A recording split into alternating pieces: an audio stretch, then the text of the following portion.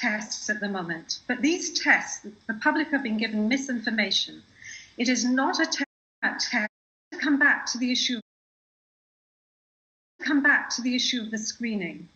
The government has a test which is putting out tests at the moment, but these tests, the public have been given misinformation. It is not a test which tells you whether you have infection or whether you're infectious. It simply tells you whether you have bits of the RNA virus.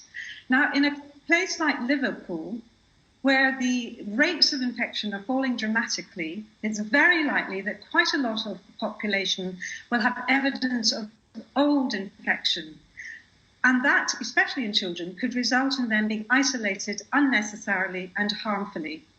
The second thing about this test is not only is it not a test that tells you whether you have infection or infectiousness, these tests have not been properly evaluated in community settings. This is a real worry. We do not know whether they work and what they tell us in community settings. And the government's just spent £100 million for Liverpool buying something called Innovatests, which explicitly say they should not be used in community settings. The third thing to say is the WHO and SAGE have said focus on identifying people with symptoms and isolating them. It's really important to do that, and they do not recommend mass asymptomatic testing.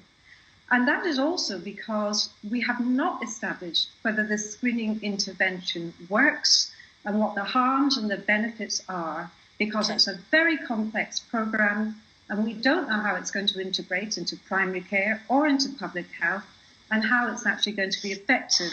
OK, thank you very much indeed. Thank you. I'm sorry to cut you off there. We're just slightly short on time. Thank you so much. A driver in a high-performance